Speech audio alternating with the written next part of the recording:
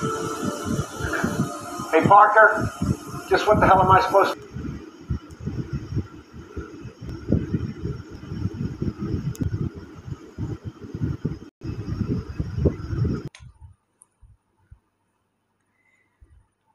এখন কিন্তু রাত, কিছুক্ষণ আগে একটা টক শো দেখলাম,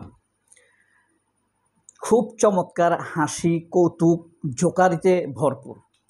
এখানে যারা আলোচনা করেছেন তারা প্রায় সবাই আমার প্রিয়, কিন্তু এই টক শোটা উপস্থাপনা করেছেন কাজী জেসিন, সেও খুব প্রিয়, কাজী জেসিন, গাজী টিভির কাজী জেসিন। এই শোটা নাম হলো টাইমলাইনে বাংলাদেশ। আমার খুব ভালো লাগতো এই ভিডিওটা, যদি আমি কখনোই এই অনুরোধ করি না, এই ভিডিওটা যদি হাজার হাজার শেয়ার হতো আর মানুষ জানতো। মূল আলোচনায় যাওয়ার আগে আপনাকে একটা কথা বলি, সেটা হলো, আচ্ছা, আপনি যদি কারোর ব্যাপারে কোনো সিদ্ধান্ত নেন, কাউকে কিছু বলেন, তাহলে এটা কি আপনি তাকে সরাসরি বলবেন না, যাতে সে শোধরাতে পারে অথবা তার সমস্যাটার কথা জানতে পারে?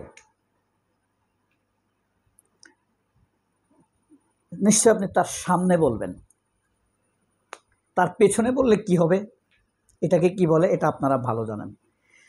তো যাই হোক, মূল আলোচনায় আসি। আউযুবিল্লাহি মিনাশ শাইতানির রাজিম, বিসমিল্লাহির রহমানির রহিম। এই যে এইটার নাম হলো টাইমলাইনে বাংলাদেশ। আসলে এই শোটা হয়ে গেছে অ্যান্টি জামাত শো। পুরা এই যে রেজাউল করিম রনি, আমার খুব ভালো লাগে তাকে, কি ইঞ্জিনিয়ার আজিজ অথবা সাংবাদিক আজিজ একজন আছে, আরেকজন আছে জুনায়েদ সাকি, আর অদ্ভুত উপস্থাপিকা, জনপ্রিয় উপস্থাপিকা গাজী টিভির কাজী জেসিন, গাজী ও কাজী একসাথে তো আছেই। রেজাউল করিম রনিকে জিজ্ঞেস করা হয়েছে নির্বাচনে, এটা শোর নাম দিছে তো তারা নির্বাচন, আর মূল তাদের এই প্যাকেজটার নাম হইল টাইমলাইনে বাংলাদেশ। তো আজকের সাবজেক্ট ছিল, টপিক ছিল নির্বাচন। নির্বাচন নিয়ে আলাপ করছে পুরো শো, প্রায় 1.5 ঘন্টা, পুরা জামাত। রেজাউল করিম রনি সাহেব, উনি খুব ভালো বুদ্ধিজীবী, তাকে জিজ্ঞেস করা হয়েছে নির্বাচন নিয়ে কি ভাবছেন। তাকে বলা হয়েছে নির্বাচন নিয়ে কি ভাবছেন, শুনুন তিনি কি বলছেন। আমি ভালো, বাকি সবাই খারাপ। যখন কোনো দলের মধ্যে এই টেন্ডেন্সি ঢুকে যাবে, বুঝতে হবে সেই দল ফ্যাসিবাদের পথে হাঁটতেছে। মানে সে ভ্যালু জাজমেন্ট দিয়ে দিবে, এবং সে শুধুমাত্র অন্য কত খারাপ, অপরজন তার প্রতিপক্ষ কত খারাপ, এটাকে ব্র্যান্ডিং করার মধ্য দিয়ে নিজে ভালো এটা প্রতিষ্ঠা করার পদ্ধতি নিবে। বুঝতে হবে দেশ ফ্যাসিবাদের দিকে যাচ্ছে। এটা একদম ফ্যাসিবাদ নিয়ে যারা কাজ করেন এটা প্রাইমারি লক্ষ্য না করে। ধন্যবাদ, আপনাকে খুব বেশি সময় নেই। আমি যেটা, জামায়াত ইসলাম সবসময় ভালো কাজ করে, নিজেদেরকে ভালো হিসাবে উপস্থাপন করে, এটা হলো ফ্যাসিবাদের লক্ষণ। এরপরে জামাতের কথা বলছে আর কি, মানে জামাত মানে এরা অন্যকে খারাপ বলে, নিজেদেরকে সবসময় ভালো বলে। আচ্ছা, এই দেশে কোন দলটা আছে নিজেরে খারাপ বলে? বিএনপি কি বলছে আমি খারাপ? নীলুফার ইয়াসমিন মনি কি বলছে আমি খারাপ? অথবা বিএনপির পন্থী বুদ্ধিজীবী রেজাউল করিম রনি কখনো কি বলছে যে আমি খারাপ? জামায়াত কি নিজেদেরকে ভালো বলতে পারবে না? জামায়াত কি এখন হেঁটে হেঁটে নিজেকে খারাপ বলতে হবে, ভাই আমি খারাপ, আমি খারাপ? এটা একটা রাজনৈতিক দল, আপনার রাজনৈতিকভাবে দেখতে হবে। সে কোনো সুফিবাদী দল না, তার লড়াই আছে, সংগ্রাম আছে, মৃত্যু আছে, নির্যাতন আছে, জুলুম আছে, ধর্ষণ আছে, তাদের লুটপাট করে নিয়ে গেছে তাদেরকে। তারা কোন অত্যাচারটার মুখোমুখি হয়নি? বাংলাদেশে তথা সারা বিশ্বে অত্যাচারের যত আপনি প্রকারভেদ করবেন, এমন কোনো অত্যাচার নেই যেটা জামায়াত ইসলামের উপরে চাপানো হয়নি।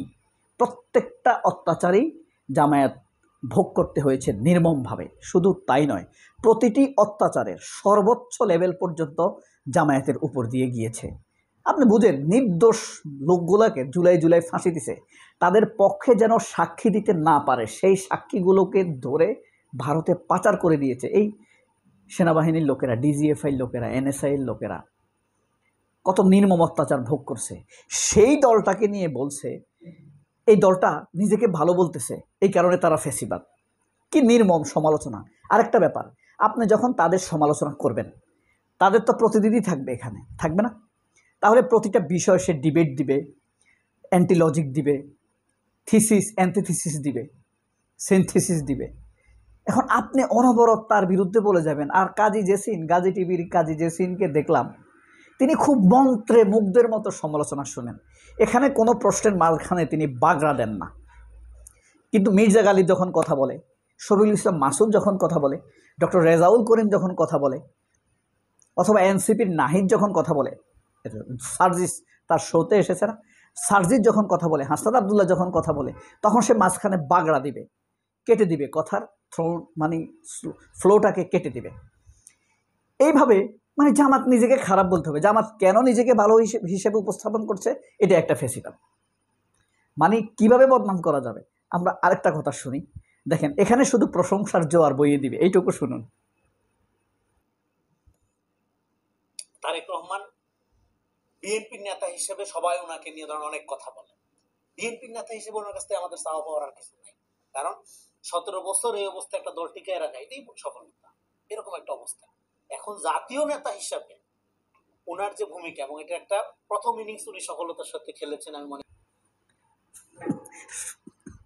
17 বছর যাবৎ তারেক রহমান দলটিকে টিকে রাখছে, এটা তার সফলতা।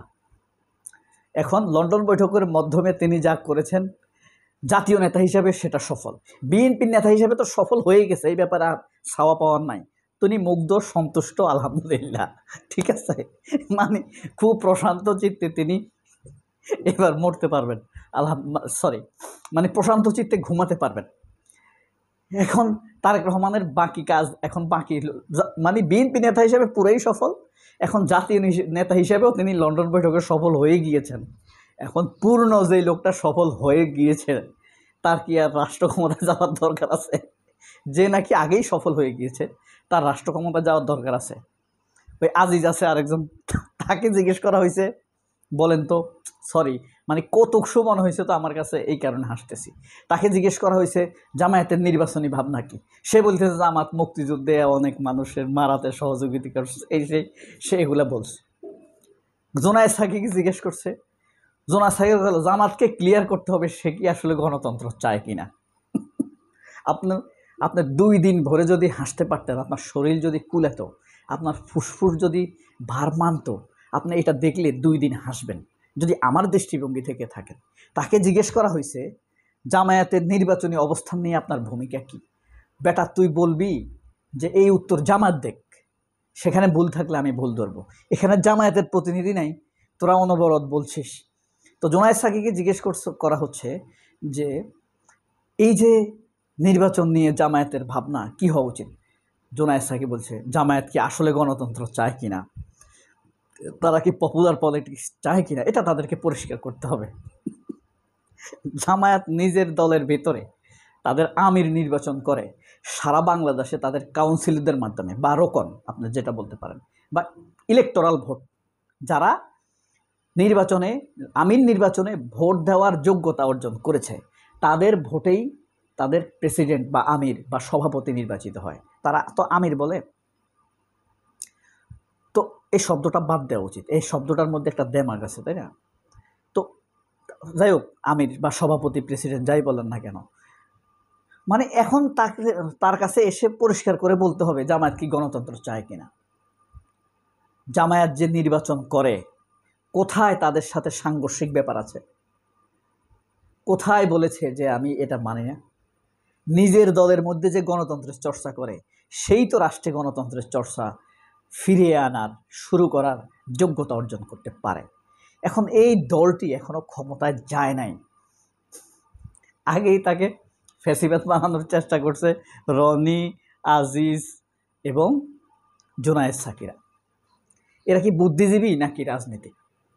অথচ সাধারণ মানুষ, রুট লেভেল দোকানদার, মাঝি, মল্লার, কোদানেওয়ালা যে কোদালে মাটি কাটে, আপনি যাকেই জিজ্ঞেস করবেন নৌকায় আর ধানের শীষ, পরের লাইনটা কি কমেন্ট বক্সে লিখবেন, এই কথাই বলবে। সবাই অনেক ভালো থাকবেন। আল্লাহ হাফেজ, আসসালামু আলাইকুম।